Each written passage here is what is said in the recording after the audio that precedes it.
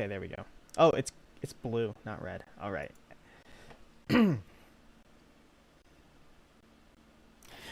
And we are live. Welcome everyone to the In the YGO podcast. It is me, Jello the Casual Card Gamer, and with me as always is GoldenNovaYugioh and JC Theater YGO. Today we're going to be going over our desires, our hopes, our begs for the 2021 Megatins. But before we get into the meat of tonight's episode, how you doing, fellas? How you been since the last podcast, which was actually 2 weeks ago, which is nice because we've been taking very long breaks lately. We actually stuck to a schedule this time. Yeah. Yeah. I'm doing pretty good. I'm feeling that good Despia energy in my theater kid soul. So I'm sad that the weekend's over. I gotta deal with work for another few days, but other than that, I get to cap it off with some good old friends. So Yeah, that's pretty good. JC, how are you? I couldn't have said it better myself. Sad that Monday starts the workflow once again, but it is going out with a bang as always whenever we have our podcasts. And other than that, I'm just chilling. You know, these weeks go by so fast, and then it feels like it was just yesterday we did the last podcast, which you already mentioned. We're on such a good schedule. It basically was yesterday. We did it. We did it, guys. And nothing new. And how have you been, Jello? Nothing really new has happened with me, thankfully. For once during these recaps. Whoa! Because one time. Slow down there. What is it, sir? Nothing. That's incredible. You're going too fast. Okay, fine. Well, we did have our first game night between the three of us, and we did play another game, which is called Sorcery: The Assembly, and it was great. The game lasted 3 hours, and we got one-punched by a certain blob. And it was great. Seriously, JC, I know you said it was 3 hours, and it was true, but it was a turn 2 combo. JC, why'd you have to go Tailov Arco's black-white ultimate tokens beat down? That was ridiculous. That was so mean. Come on. Oh, man. I just play to win. Guys. But just to fill in the audience, though, I did not win. I was the first kicked out of our what is it? What is it called? What's Sorcery: The synonym Assembly. to Commander? Sorcery: The Assembly. The Generals game. Generals, yes. Ah. Oh man. But anyway, those things are just between the three of us, just as a way to relax a little bit from all of the content creation. But that's in the past, and I'm not going to talk about it anymore. Let's get straight into the Megatins. So this is the part 2 of 3 of our giant stone tablet. This is the best Destiny ever Megatins, and we have what sets in this again? We have We got Ignition Assault. We got Ignition. We got Assault. Rise of the Duelist. What else we got Eternity Code. Mm-hmm. We got Phantom Rage. The most important core set to be reprinted in these Megatins. And we know why. But anyway, today we're just going to be giving our top 5 lists for what we want in these sets, and I'm not sure if we talked about what rarity we wanted them in, but if we wanted to add them in, then we will. If you were dumb like me, then I'll just add them in as we go, because I didn't put them in when I was making this. A man after my own heart. But anyway, Megatins are coming out October 1st, if I know how to read dates properly. Actually, the OTS official launch date is September 29th. So that's exciting. It's about 5 weeks from now, actually. More or less, yeah, because it's August 22nd today. But anyway, boys, we have the eternal clash between the spirits of Dark Magician, Black Eyes White Dragon, Blue Eyes White Dragon, and... Oh, they got a mean fist fight with Karibo the other day. Look at a Black Eyes White Dragon. Got fused with Mammoth Graveyard, and things didn't go well. But anyway... My bones! Let's just get straight into the list, shall we? Yeah, I'd like my honorable mention real quick to be Okay. a reprint of my Ka and my Ba. There's a lot of mechanics that were lost whenever we transitioned from ancient Egypt rules to actual Pegasus industrial illusion rules. And I'm missing out on being able to rip my soul or someone else's soul out of their body and use them as my monsters. So here's hoping they get reprinted finally, and we can play Yu-Gi-Oh! As it was intended to be played. Yeah, just sending people to the Shadow Realm left and right. They made the tins! They It's did. on there! They Like, did. The gold came from Egypt. The gold plating. Do you have any honorable mentions, JC? My number 5 is kind of honorable mentions. So Okay. before I say it, Jello, do you have any honorable mentions? My honorable mention probably has to be Dark Templar at Ignister.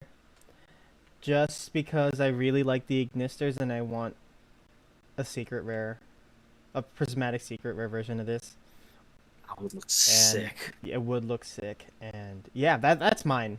But yeah. I do. Before we started the podcast, I did mention I didn't want to get into the potential spoilers that were leaked from someone's Dawn of Majesty packs. Mhm. Just in case, with Secret Slayers and everything, just in case they weren't actually legitimate.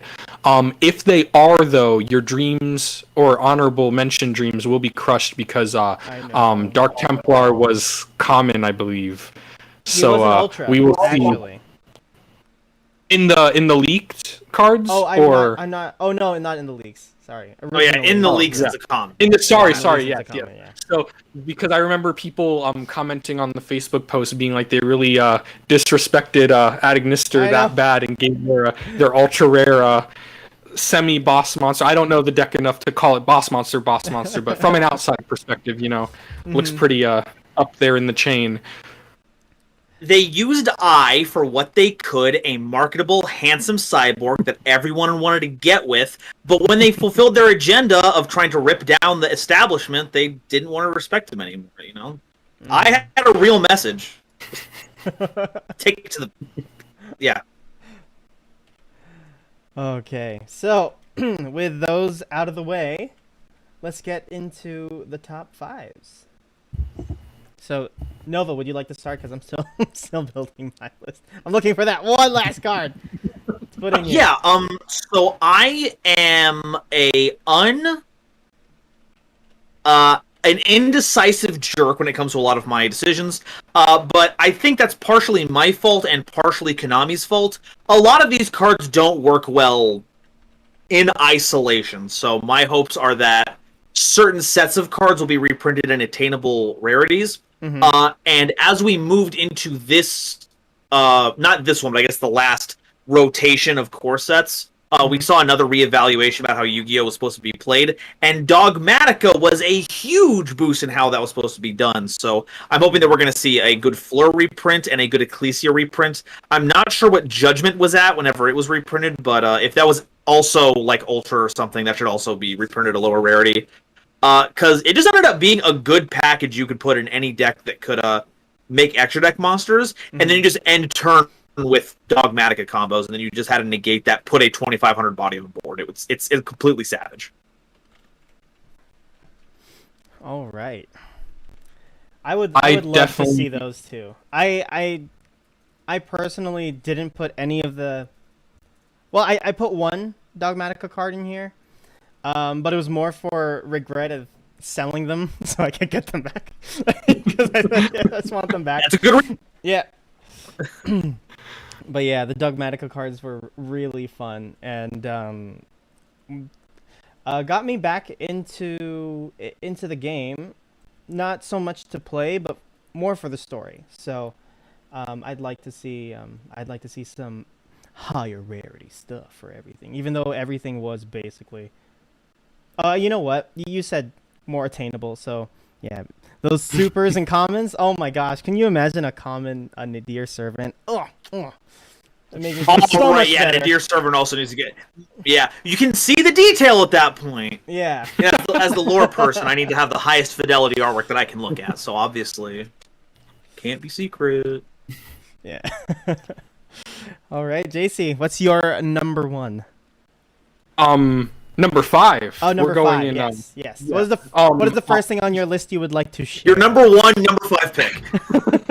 Just real quick with Dogmatica, I like, as it's very much aware, or very much not a secret, I like collecting deck cores. Whenever a deck core is super high rarity, though, I literally remove it from my mental mindscape, so that way I'm not upset about not paying all the money for it. So Dogmatica is not even in my mind because it is such a high-priced deck. So I definitely agree it should be lower rarity, or just reprinted in general would lower the prices because they're all pretty up there. Mm-hmm. Usually we don't see secrets being the prismatic secret rare. I think except for Pot of Extravagance, but that was because it was just an ultra rare and Toon Chaos before it. Mm-hmm. But even if it's prismatic, I think they'll still be a decent price. I don't know. We'll see. But the whole point about you saying they are more attainable, I definitely agree with, because then I will finally look at what the cards do, and that's the most important thing. But my number 5 is and I'm sorry if I take anything from you guys, because this is the lowest hanging fruit, and that's why I chose it. But my number 5 is Lightning Storm, Access Code, Triple Tactics Talent, Forbidden Droplet, Shadal Schism, and Ice Dragon's Prison. These are the most expensive cards that are on my radar that are in the sets that will be reprinted. So I just lumped them all together because the reasoning's all the same, and it's just the fact that they're too expensive right now, and a reprint would cool them down. I guess Shadal Schism's the most, specific one for me, because, I'd want a more updated Shadal deck, and I understand that's very important. Literally, I saw it was a trap card and never read it on release because, as we're aware about trap cards in the game of Yu-Gi-Oh! But once I saw in the Yugi-tuber, what was it called? Our fellow Yugi-tuber, GoldenNovaYugioh was in it. The Yugi-tuber smaller version. What was it called? Yes, the Mokuba League. The Mokuba League, yes. Like it was yesterday, I got locked out of the game by 14 Shadal cards. Darn Yugi-chan. One day I shall have my vengeance. Anyway. But yes, I want more people to have access to do that. So just in general, power cards, similar to in my personal life being one generation of gaming console behind, I'm always one generation of staple cards behind. So hopefully this cool off occurs, and I'll be able to get some more staples for my decks. So my number 5 is basically just the expensive cards. And Jello, what is your number 5? So just on the point of accidentally taking things from our lists, none of those things were on my lists because I figured that one of you would put these on. So I'm like, whew, okay. But before I say mine, Manuel Costilla said the extra stuff from Secret Slayers. There we go. It's probably going to be mostly Adamantipator's and Rikas and Unfound Prodigies in the chat. Stopping by. Megatins are going to be fire. I'm sure the tins are going to be price hiked so much you can't even get the cards though. I thankfully have a case pre-ordered, and with the price of things that I have right now, I definitely don't even need to pay for the case once it comes in. So, woo-hoo. But anyway, my number 5 is the Code Breakers from Eternity Code. Those comments. Now, the reason why I want these to be reprinted in a higher rarity, I want them in at least super, is because they made they made this stupid Goki deck really good at some point last year, and that was so enjoyable. And I do have a Goki core with the code breakers in it, but as most people know, a lot of the Goki stuff is very wallet friendly, to say the least. So I'd like to sprinkle a little bit of that shiny sparkles on those. So that's my number 5 for reprints in these megatins. I want to contest your number 5. I think the charm of the Codebreaker engine is the fact that it is a pauper staple. No, we are not in Sorcery the Assembly, JC. We are in. Folks, it's about to get wild. We are in Folks, Yu-Gi-Oh, get this. where people spend so much money to max rarity their decks. I want to max rarity my all-common This podcast Goki about to fall Codebreaker. apart right now. The schism. The Shadol schism of rarity versus commons. Oh no. We're just JC the end of an mentioned it, era now here. it's happening. JC mentioned the schism and it's beginning. But yeah, I do see where you're coming from with like the common charm of the code breakers. I just feel like getting a rarity bump would be their due respect, since they did what they did and being what they are. So Very well. yeah. But anyway, The Codebreaker Goki stuff was like the most slept on combo of the past year. Yeah. Like, and I never saw it versus any other setup, so I don't know if it's like actually fragile. But the stuff you could do with pennies on the dollar on all those cards is incredible. And people out there being like, you can't do anything on a budget nowadays. Like, excuse me, I just saw someone take 46 steps and set up 3 negates off of like 2 common cards. Don't at me. That being said, in most cases, I would go with JC on this one. Common for life, but they're already in common, so give the man some jewelry. yeah. And considering that they are commons already, I don't think like their foiled versions would be that expensive anyway. So maybe on release because of inflation, but then I don't think so. But then imagine, oh my god, no, you're just opening. People will up the finally whole- get wise to the Goki Codebreaker combos, and they're all like, "You're not a real Yu-Gi-Oh player if you're not getting the prismatic versions of them. What's the point? If they're not shining to reveal you have them in their hand to psych out your opponent, then what's the point?" Oh man.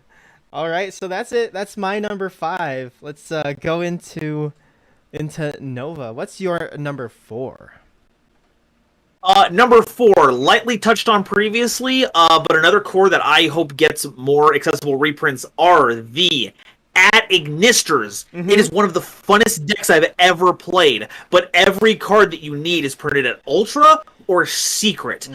They didn't print like Ai's Ritual as a secret just to help us dodge that bullet. It was Kiari, it was Aichichi, it was Island, and that sucks so bad. It does. You need 3 of so many high rarity cards. So hopefully we get more accessible reprints for all the Ad-Ignisters so we can play more of it, because we were talking about how ridiculous Codebreaker gets whenever it comes to combos. Ad-Ignister stuff gets buck wild. It's very true. That's my number 4. I want to see more Ad-Ignister reprints. Even, and please correct me if I'm wrong, because I feel like I'm wrong here, but when I was looking at the sets this morning, was it Ignition Assault that they were in? Yeah. Or Yeah. First in? Or Yeah, the first So in they are still Ignition had Assault. rares, right? The green one.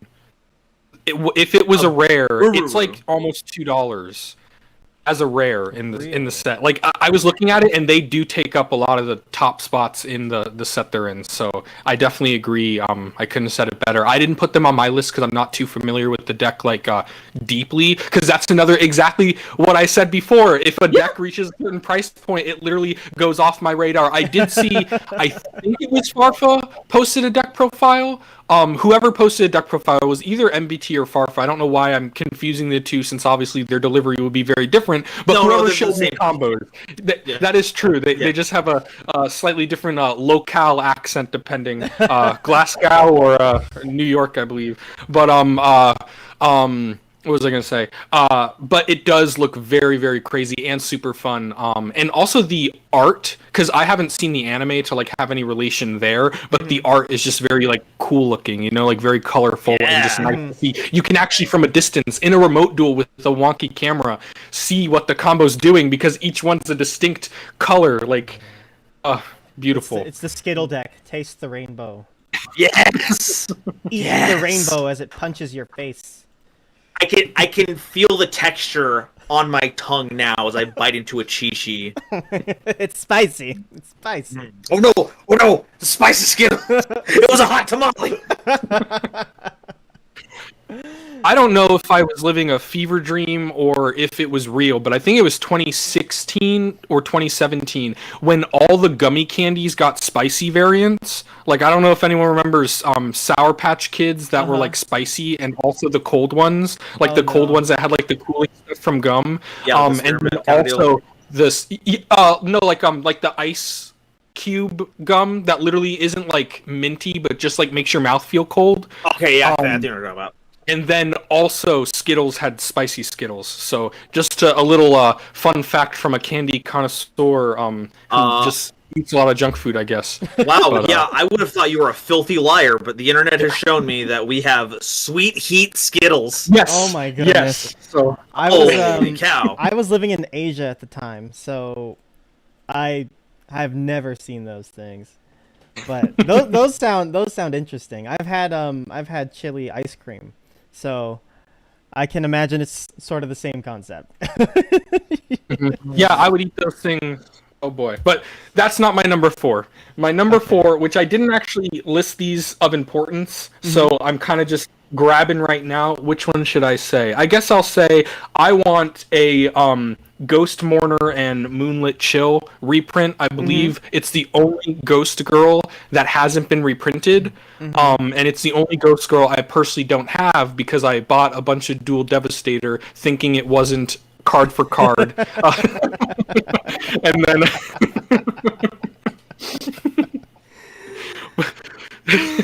don't buy Dual Devastator, worst mistake of my life. Don't buy more than 3, guys. Don't buy more than 3. Get the 3 and then never touch it again. The breaking point. You'll get a kick out of this one, my fellow Yu-Gi-Oh historians. Guess what card I saw was being reprinted that made me literally choose to buy it at as soon as I found out. Saryuja Skull Dread. And now it's not used in anything, and it's like $1. So if that, so that's real fun. But yeah, back to the main point, number 4. Ghost Mourner is just like I said, a Ghost Girl that needs a reprint.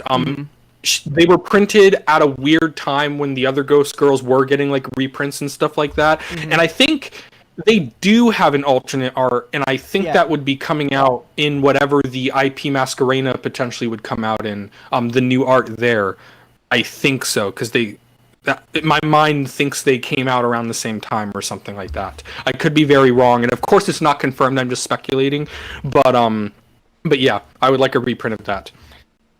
All right. Yeah, I have a pretty personal connection to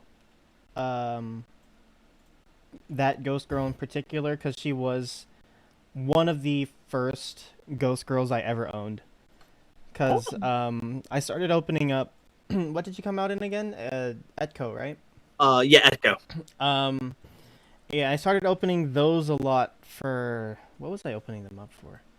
Access Code Talker, because of course. But I constantly got everything but Access Code Talker. And I remember getting a copy of her in a loose Walmart pack. So I would like to see her again because I did have to sell her. But she did give me $30, so no harm done on my end. This thing where I remember Ghost Chill being just the second worst of all the Ghost Girls. Like this terrible effect. I just reread it. No, Chill is legit. Yeah. Like, it's a effect killer that actually can win you the game. And she's so cute. And she's super cute. Yeah. Okay, so my turn? Is it my turn? Yes. Yeah. Okay, so before we get into my turn, I'd just like to read into the chat a little bit. We have Larry 20 back. Oh, guys, long time no see. It has been a long time, Larry. It's good to have you back. I think it's been like a solid couple months since the last time you've been in the chat, but thank you for dropping by again. And Aquablast 64 says Dual Devastator was a good set. It was a good set. It just wasn't a good set to buy more than 3 copies of. Absolutely. We need more of them. Yeah. More of them. Yes. Yes. Let's see. Konami, I will buy your singles. I Yeah. will do that. I bought 3 of them. That's my it would market. Be nice. It would be nice to get another set like that. It would actually be really nice to get another version of that. Wait a minute. This would be great. Yeah, it would be great. But Aquablast also says Maximum Gold Eldorado is the set where IP is getting its alternate art, so Ghost Mourn's alternate art will most likely be there. All right, so it's Ooh, makes sense. Maximum Gold Eldorado. I like the sound of that. It's gold on gold, boys. It's Shangri-La, Eldorado, Maximum. I will be Gold. making every Road to El Dorado reference when that set comes out. I will be insufferable. Okay, so my number 4 is kind of under the umbrella of Nova's number 5, but yeah, it is Nadir's Servant. Purely because I just need another playset because I sold like all 5 of my copies, like not all at once because that would have made me a rich man, which I'm not. But yeah, I did sell all my copies at Secret, and I would like them at maybe Ultra or something, just so that I can build the Dogmatica deck that has literally collected a pound of dust on in my shelves because I haven't touched it. But yeah, Nadir's Servant, it is very expensive, and also from what I can understand, it is very useful in a Dogmatica deck. So Just a little bit, you know. just a little bit. But yeah, that's my number 4. Nothing too spicy, but just something that I really want back. Alrighty, my number 3 is tangentially related to my number 4. It's not technically part of the archetype, but it is still a strong boss monster for it, as well as literally every deck that Link summons. Folks, I want access code Talker at below triple-digit price points. We have seen...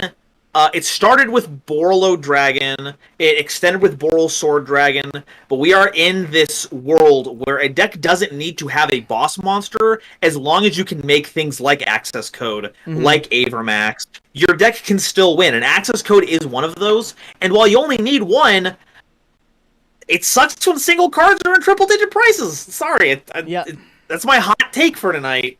And hopefully the Megatins will rectify that mistake. Access Code. Yeah. Heavy agree. Access Code Talker is disgusting for just any deck really, because it adds an extra pressure point in terms of what a deck can offer. It's kind of it's basically like a Link version of Dragoon. You can just like insert into almost any deck and it'll perform. So yeah, that's hard agree. It's Dragoon, or it's the Dark Arm Dragon of 2020. It was never bad. It's just come back in new flesh, or I guess digital. It's the Cybers. Don't listen to me. I'm the lore guy, but I can't figure out who these Cybers things are. Newly rendered flesh. There we go. That. Yeah. Got that Absolutely RTX on. horrifying way to talk about that. It's got that Look, ray tracing JC, on. you just Ray tracing. JC, you just wrote the next horrible American cyberpunk novel, Newly Rendered Flesh. Oh no, what have I done? And on that note, JC, please show us your number 3 pick for the reprints. My number 3 pick is actually 3 archetypes I want to see completely in common rarity. We've seen this in the past, specifically with Tenyi is the first one that comes to my mind. I just want them to be bottom of the barrel, accessible to everyone, and also I know Pauper isn't a format that's actually like supported much. I understand there are a lot of formats that are supported like fringely in the Yu-Gi-Oh space, you know, like on Discords and stuff. Yeah. But that'd be nice to add like full-on archetypes to that format. As an outsider, of course, I don't know if they would be wanting that diversity. I would assume they would though. But it's the Deep Sea archetype, Marincess, whatever support came out from the most recent like sets that were in this Megatin, because I understand Marincess were before that as well, and also Melfi. Melfi, Joyous Melfi, I think they're ultra rare Xyz monsters, like $4 to $6 right now. Obviously that's not super crazy, but for a deck that really hasn't done much, I just want them all common. They got their holographic cards. I know they have a decent amount of super rares, and it's actually the cards that kind of matter more in the deck are the super rares, so I'm fine with that. I think Mommy, was she in an OTS pack as a super rare, or am I just fever dreaming again like this? I can figure it out real quick. Thank you. Our researcher on the Orbital Research Center right now. I'm kind of behind on Nova videos, so I sometimes binge them a little bit. So I'm deep in the lore right now. But yeah. So it's those 3 archetypes, mainly Deep Sea and Melfi. Marincess, looking at it now, it kind of wouldn't make sense for my Pauper statement because their reprints in the last Megatin were kind of varied in rarity. But at least Deep Sea and Melfi is what I'm sticking with. Then forget I said Marincess. And then because I don't have Deep Sea either, because some of their secret rare cards are kind of weirdly expensive for a deck that I don't really care about too much. So it'd be nice to just pick up the deck like I did with Tenyi for like very low cost, and just to see them all in common. I don't know why I'm even liking things in common. I like shiny things, trust me. Don't let this video reflect my values completely here for some reason, but yeah, that's my number 3. All right, and my number 3 is Sky Striker Ace Rose. Actually, I want her to either go up or go down. I don't care. I just need copies of her because I want I've wanted to build a Sky Striker deck for a while. I just never could because Rose is so expensive, and I would like to see, a not $20 version of her that I can pick up that, won't wreck the deck, because I want to build the deck, but it's not a deck that I see myself playing, like full time. So, yeah, just Rose for me. No, sounds good. Either Sky Striker players get more access to it, in which case we can see more Sky Striker decks. Yay! Yay! Or it is more expensive, and the Sky Striker players who actually care about the deck will have to spend more money to get them, and they won't play it otherwise, in which case I'll still be happy because, they were punished for their affiliation with that horrifying deck. Yeah. All right, and that's my number 3. Nova, it's all yours now. Number 2. Right. Now, I'm a man who knows his biases. I'm not going to sit here and say that what I make is completely impartial. That's impossible. Everyone has things to bring to the table. That being said, I have taken all of what I just said and I threw it away because this is the most important reprint in the entire set. It is irrefutable. I will not hear anything about it. It's Raiders cards, baby! I'm talking the new Xyz Dragon. I'm talking Torn Scales in Prismatic Rare. I'm talking reprints of Stained Greaves. I want it all. I need that new rank up magic spell in Prismatic. this is the one thing I want, like super high rarity of everything. And really, the game of Yu-Gi-Oh wouldn't be where it is right now without graveyard-based decks like Phantom Knights. And also, I will never give this deck up. PK Fire 2021 best deck. Insert Triff meme here. And that's the show, guys. We That's ended it. it off very well. No, but I definitely agree. I think your points are twofold because one, there are expensive parts of the support that came out recently that could use a cooldown, and at the same time, is Greaves the one that's a common right now? Yes. Yeah. Or that would look very nice in anything holographic, you know. So I definitely agree. It's multi-layered. Phantom Knights are one of the few archetypes that actually look good with any kind of like secret or prismatic update. Some of them get really muddled, but they have those really like deep blues and purples in their background that really makes those like makes the color pop with all of those. So I want those prismatics. Yeah. I am all for the shiny reprints because I have had a playset of Torn Scales just sitting around, which I'm thinking of letting go if they come out in Ultra, because I don't really mind for rarity. But yeah, Phantom Knights, they just look so good. I can't, you know. Like, part of me doesn't want to make the deck in common, but the other half of me is like, your wallet can't do it. Your wallet will not allow. But yeah, I have no qualms with Phantom Knights. The only thing that makes me makes me interested in the placing of this on Nova's list is that it's number 2 and not number 1. So number 1 for Nova must be really spicy. If Phantom Knights was about number 2. 1. We'll get there. Don't you worry. All right, JC, what is your number 2? Number 2, right? So. Number 2? Yes, number 2. So I feel like I might be taking Nova's number 1 here with how he's acting, but my number 2 is Transcicada at a higher rarity, just so I can see it in B Trooper looking beautiful. The artwork is cool. I don't even know if I'll actually play it in B Trooper, but I was looking, and that's like the one single that I was like, I would like to see this rarity upgraded. Not much of a cop-out, kind of a joke, but at the same time, like, I don't know. It's weird being placed so high, but I stick by it. I like Beat Troopers right now, so, yeah, it's very biased for the me as of this moment. I made my list this morning, and yeah, so I think it would look good.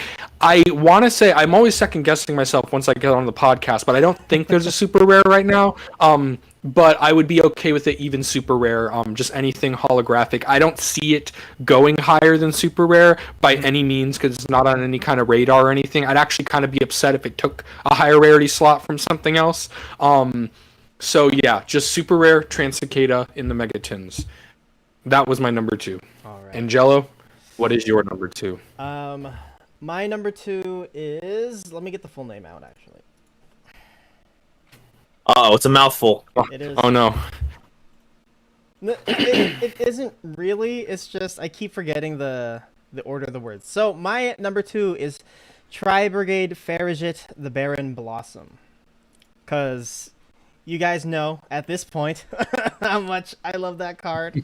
I do have a Tri-Brigade deck. Sans the fractals because again I sold them, but I do use her and big bird boy man in my Harpy deck. So it would be really nice to either have more copies of her because I didn't pull very many, or just to have her in prismatic because I think she would look gorgeous because her Starlight looks amazing and I don't have it. So that's my number 2. Now's no chance. Question: What was the card that you sold out of Tri-Brigade? Fractal. Fractals, you said. Yes. Fractals. Oh no. Oh my god. The PTSD. It's unblockable. You And say it's huge. you say fractal. I say 56 plus one counters. And unblockable. I'm sliding through that rogue's path. All right. Well, flawless. What was it? Wizards and assemblages. Sorcery and assembly. The assembly. Sorcery and assembly. Transition. So, number one spot. What? Golden Nova, the avowed PK Fire purist, put those cards at number 2. How could he betray Yuto, fighter of the Xyz Dimension? How could he betray Shay, Obsidian, wielder of the Raid Raptors, against the forces of Academia? I'll tell you why. Because the one thing that neither of those decks can do is negation. They're terrible at it. They don't do it, and in today's meta, you can't play if you're not telling your opponent no. It's yes for you, no for your opponent. And it's kind of hard to play a lot of the cards that do that in dedicated Phantom Knight decks. Until they printed the number one card that needs a reprint in all of this, Forbidden Droplets. It's the strongest card. I know JC already mentioned all of them as 5, and it was a hugely disrespectful. I'm going to chalk that up to the fact that he added triple tactics talents to all of that, which of course lowered that entire segment all by itself because once again, say it with me, everyone at home. TTT stands for terrible, terrible, terrible. But yeah, in all honesty, Forbidden Droplets is a huge answer card for any deck that loves to throw away their cards or gains just a whole bunch of advantage. You can use it in response to targeted removal or effect negation to get it off of the field and counter. It lowers attack power without targeting, so it's a Dragoon out. It's just... To say it's the perfect card would be me attributing perfection when I am but a lowly human. I cannot grasp the sweet cosmic equation that the universe is wrapped in. But it's as close to perfect of a card that can exist. And it also has Dark Lord Maiden on there, who is objectively the hottest Dark Lord. I'm calling you out, Nastin. Anyway, number 1's Forbidden Droplets. All right. Yeah. I'll take it. I'll take it too. I definitely agree. Yeah, what would you... Ultra, right? Would you want it at Ultra, or... Because I know a reprint in general would help, but... Yeah. Common, yes. Okay, so we Ultra... need a common drop. Because all the other Forbidden Quick Play spells have been reprinted as common. Ooh, the year... What's the difference? I think year we have to... 2028 when it's in the starter deck of that year. I cannot wait. I think we have to look at the amount of forbidden cards that have been minimum $100 before they're common reprints. Alice, easy. Oh, I'm sure Lance was there too. That like an ultimate printing, and that was cash money. Those were tournament staples for years. Oh man. And then was Lance... One of them was a super rare reprint eventually, like in a special edition, I think. And it was huge. Everyone was like, oh my god, I can get 3 Lances. I have the strongest removal / protection card in the game. Oh, My, right. how RD has power crept our game. Yeah. Mm-hmm. And before Forbidden Droplets are in the next starter deck. You're a strike with Forbidden Droplets? Excuse me. I'm going to go ham. Oh man. But yeah. Anyway, JC, I Forbidden relinquish the Droplets floor really to you. good. I realize that I have chewed every piece of scenery right now. Please save the audience from me.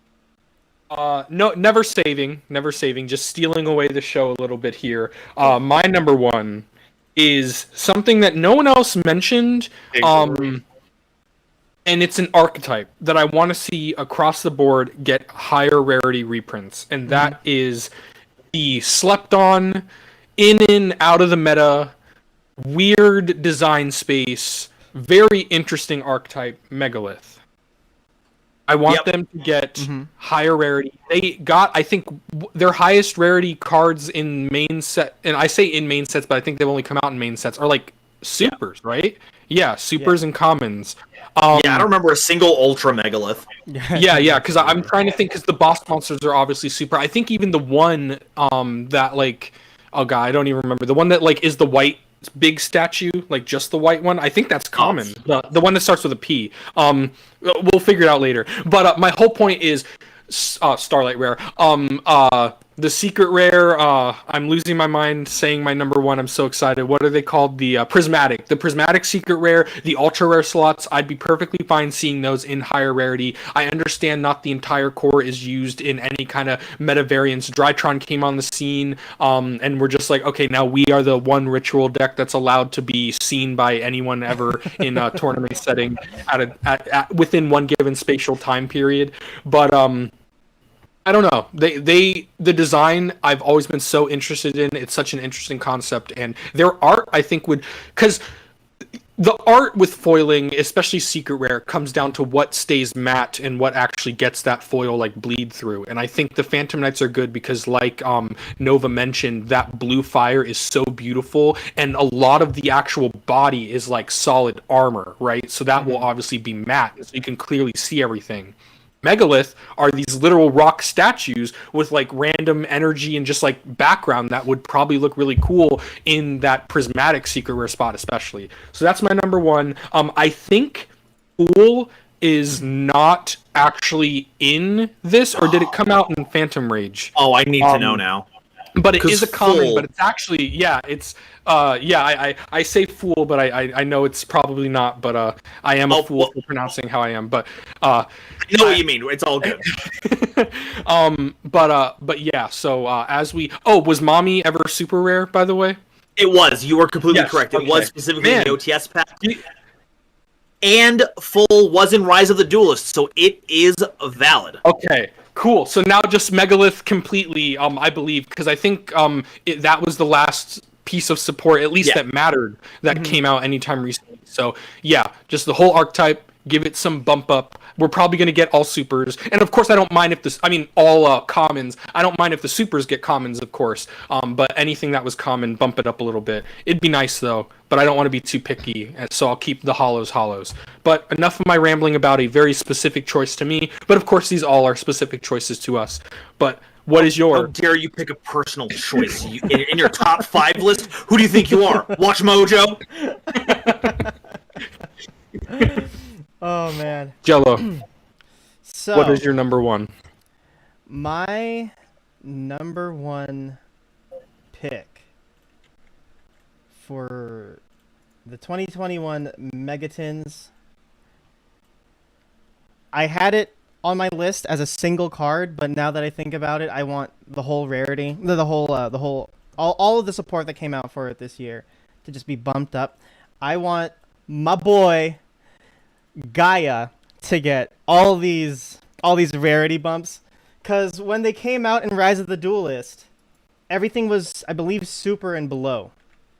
So I'd love to see Gaia, the magical knight of dragons, in prismatic, or at least with that gold letter foiling. Give some respect to my boy who can slap real hard and blow things up. But yeah, Gaia. It's out of nowhere. It's fine. Yeah. Just like give up in power. Fine. I attack. I get it back. But yeah, because one thing is Gaia is the Gaia stuff that came out in Rise of the Duelist is what really got me hooked into the TCG again. So just to see that would be really, really nice. And yeah, of course, it's Gaia, and all of his cards, all the art for him in this set look really, really nice. So Oh yeah.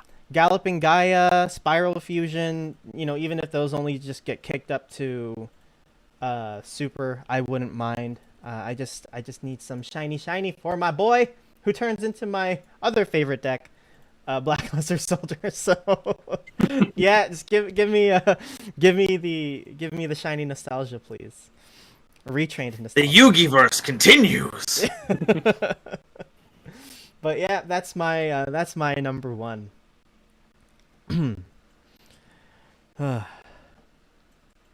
Sorry, brief tangent. This next set that's coming out, that Chaos one, is Dark Magician themed, right? It's Dark Magician, and it looks like a new Blackluster Soldier. Like I was a little Magician confused. got a set with the Dark Illusion. What the what? Dark Magician is the face. Dark Magician brings home the bacon for Konami. They will give them whatever Dark Magician wants. Dark Magician pays your mortgage, kiddo. You best remember that. And he sorry, is getting JC, he is getting Is the... your father. No! No! I'm gonna go out and find Chaos Magician, and I'm gonna go talk to them. You know my father. But yeah, he is getting his Bandai art, which is really cool. So Yes, That's I- sick. That is Yeah. sick. I was saw not some people- planning to pick up the set at all, but then I'm like, wait a minute. That shield. That's Blackluster Soldier's shield. That's Blackluster Soldier. I'm like, okay, yeah, you got me. I get it anymore. They always find a way. Yeah. And that's why Dark Magician, and by extension, his compatriots in Yugi's deck get their own sets around them to Yeah. bring in the Jellos of the world. To literally Rise of the Duelist, suck in Jello, and he hasn't been able to escape since. Like, You can't leave the game. What if we make Prancing Guy the Fierce Knight? He's just like super. He's a level 4 monster, but can be treated as level 7 for tribute summons and ritual summons! It's like, huh? R&D, are you listening? I got the card design right here. All right, and that's it. We all gave our number ones, and the stream did sort of trip over itself a little bit. My Wi-Fi is unstable because it's hailing. I don't know if it's still hailing. But Oh. it was hailing earlier Oh my today, goodness. and we're in like a I'm so severe sorry. thunderstorm warning. But we're it's all good. I live in a basement. So Oh, well, that's good. I'm safe. But Good. are there any closing remarks? We have 8 minutes before the time, before 1 hour. Oh my God, guys, we finished before an hour. I don't know. This is uncharted territory for us. Like, what do we do? It's the first episode. No, technically, yeah, no, it's the second episode of season 2 of In the Yu-Gi-Oh, and we're already breaking traditions, guys. We didn't go overtime. I would like to thank everyone on this podcast on behalf of budget duelists everywhere that you did not. No one here mentioned Zeus. So that one guy at locals who's always complaining about the power level of the game. On behalf of them, applause to all of you. Good job. Zeus has been confirmed. I think it literally slipped my mind because of that. Tangent real quick, because as you just said, we haven't gone over, so here comes JC coming out of the woodwork here. The patented. I don't know how widespread it is, but the Yu-Gi-Oh! Official YouTube channel has these two guys that literally had a little Yu-Gi-Oh! News segment, and at the very end showed off some reprints / cards that are going to be in the Megatins, and I have never seen them before. I've never seen that style of video from... I don't keep up with the official Yu-Gi-Oh! YouTube. I want to make that very clear. But it's very interesting that they're kind of like weirdly, like, I feel like if they put more funding into it, they could be like the biggest YouTubers instantly, because they could potentially get product early, like, to open, but more realistically, in the same vein, they could just release information like that, as opposed to like how they sometimes like release the set lists a little early or something like that, or work with bigger YouTubers. Keep it. I don't want them to do this, but keep it all in house and just be like, okay, here's a video, us scrolling through the locked web page of like the set list, and they'll get like a lot of ad revenue, right? So, very interesting space, and it's interesting too because I could be out of the loop, and no disrespect to these two individuals, but they don't seem familiar to me at all. So I don't know if they literally came up from like just the industry and just like got hired to be more like the social media people, or they have been, or what. But it's very interesting to see some faces in the Yu-Gi-Oh sphere. The name escapes me right now, but the one guy who did the whole Inzector winning thing, I know he is always at the forefront of speaking in a lot of the YouTube videos. But it's interesting to see some fresh, at least to me, faces. So that was really. I keep saying the word, but it's just very interesting because I feel like that could potentially spring into like a weird space that we haven't seen, like a good weird almost space that we haven't seen from Yu-Gi-Oh, especially as someone who sees from the Magic the Gathering side of things, Sorcery the Assembly, a lot more like sorry yes, we don't want to bring in the enemies, which speaking of which, I haven't seen that debate online for a very long time. I think we all just kind of melded together at some point of just liking card games in general. But Gavin Verde has a YouTube channel that I watch pretty frequently, and it's so interesting to see him open product, and as he's doing it, he's talking about the R&D behind the scenes of the cards. Ooh. It's so fascinating. And obviously, that's cool. Yeah, obviously, you can see openings for the person's personality. Obviously, that's how people get big and stuff, and the random person who gets their Amazon product shipped a little early and they get the spike in views. But like seeing someone who has these unique stories open product, like, I don't know, that's an interesting design space. This is like a separate tangent within a tangent, because I told you we were going over this time. Yeah. But what are your guys' thoughts on this? Have I brought up anything that sparks your interest, or have I kind of stolen everything with my tangent? No, that makes sense. You start drilling down into one topic, and it's Testudo, Erat, Newmans all the way down. So no, I'm good. I thought we had some pretty nice takes. And no, I hadn't considered megaliths, but those I haven't gotten to pilot any of them. But the things I see Megalith Drytron players doing are the things that I dream of. And imagine when they get Transonic Bird. Oh my god. Part of the we need a lore video on the Sigmorgs, how Transonic Bird has the Simorg like symbol thing on its back, and how it's Sonic Bird wanting to become part of the archetype or something like that. Of course, I'm not the lore guy. I don't know the story behind it, but there's something there. It has that weird tribute crest to thing. Simor. Come on. Well, I enjoyed all the lists, and yeah, I'm just excited for the next time we get to talk about the Megatins, because I think we'll have one episode. Let's see, one, maybe two episodes before release, so it'll be interesting to have those episodes in the build up, and then of course the Told You So's and Dang Nabbits when we get into the post-release world of the Megatins. So, yeah, I had a lot of fun, and I didn't think that I would receive any pushback on my code breakers, but it's kind of it's fine. It's fine.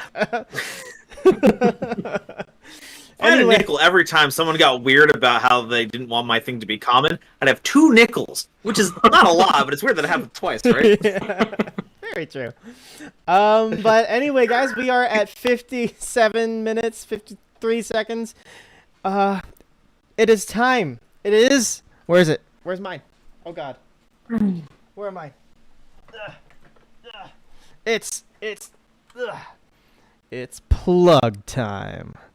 All right, guys. Upcoming projects, experiments, videos, series. What would you like the audience to know?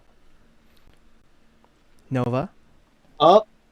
Well, next week after this one is going to be my break week, so I'm not going to be putting anything up there. But that means this week is all the patron episodes people have put in for. Going to be a secret until they come out, but I did just earlier today wrap an interview with Artist with a Fro for Friday's episode, so that's my little hint. If you know anything about them, you'll know what Friday's video is. Okay. And if you don't know who they are, then go subscribe to them because they're one of the chillest YouTubers and honestly hidden gems of this community. Mm-hmm. Like, True. no one talks about this guy, but he's the only guy out there doing live streams and like putting his money where his mouth is. Mm-hmm. Like, you earn cards and you duel them. Like, that's the biggest duelist kingdom energy I've ever seen out of anyone. I couldn't do that.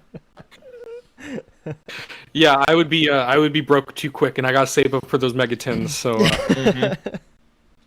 But then, when I return, I'm coming back with Utopia, baby. Ooh. Oh yes, that's right. The Utopia 10K. I can't wait for that video. But I can't anyway. wait for the bloopers of you naming all the automat. That should be a patron exclusive. Just a blooper reel, just cuts, not like isolated, just you misspeaking and tripping over your tongue. Because like you're a very eloquent speaker. I assume you'll be good the first half, but obviously this was a 10K special for a reason, right? Because obviously there's a lot to go through. So the road bumps may occur, and if they do, farm that for content, as all good YouTubers do. So, Content. All right, JC. What do you have cooking? I'm chilling. I'm re-sleeving. As you see these I don't know what's cut off in. Oh, it is cut off, so you don't even see. But I have piles of Yu-Gi-Oh cards next to me. I unsleeved all my decks. I'm gonna re-sleeve them. I'm trying to get into actually playing the game a little more, not competitively, but literally just like playing in general. Mm-hmm. So with that will spark my interest to make videos again. That's where I'm at right now. I have been working on stuff very, very slowly in the background, to the point where I don't want to really say I'm working on it, but I do have some stuff in the on the back burners as well, but nothing anytime soon. Next podcast, maybe I'll have more definitive things to talk about. But for now, I have the podcast, and that's good enough for me. And I see my friends growing amazingly, and that again is good enough for me as well for now. But once you get too big, because like. Seeing Mr. 10K up in here, I got to start posting content again, or my standing with the greats card will be removed for inactivity purposes. I have to renew it every now and then. So, but Jello, how have you been with the consistent? So let me just recap real quick. Okay. Jello has 2 podcasts. And he's also been consistently pretty good live streaming some Vanguard plays, which I don't understand Vanguard because I forgot everything I learned from our tournament thing. But I check in every now and then, see how much butt you're kicking or getting kicked in. So how have things been going with your content? So yeah, like you said, I have been focusing mostly on Vanguard content, just because like a lot of the recent products for Yu-Gi-Oh haven't really interested me enough for me to open my wallet for it. So just waiting for the Megatins so I can do a huge opening then, because that's literally the best Yu-Gi-Oh stuff that I do, second only to this podcast. But yeah, I have been doing Wednesday deck profiles for all of the Vanguard decks that are available right now for the Overdress format. And then in the evenings, I do live streams with those deck profiles just to see if my deck building is adequate or just sucks. And so far, I have had a pretty good track record. I play 4 games every stream, and for some reason I always drop 1. But other than that, it's been going really well. And yeah, and of course my Thursday podcast with my friend from the Philippines, the Card Talk Vanguard podcast. It has been really fun to do. Doesn't pick up as much traction as In the Yu-Gi-Know does, but of course it's for only a couple of episodes in, and but yeah, the experience is really fun. Just talking to friends about stuff that we enjoy is always a blast, regardless of what we're talking about. But Yeah. And yeah, that is it from the three of us, everybody. It is an hour and 4 minutes almost into this podcast, which means we have gone overtime. It's Yu-Gi-Oh! After Dark. Finally. Okay, I was worried there for a few minutes. It's Yu-Gi-Oh! After Dark, guys. And yeah, we'll catch you guys in the next episode of In the You. Yu-Gi-Oh! No. No.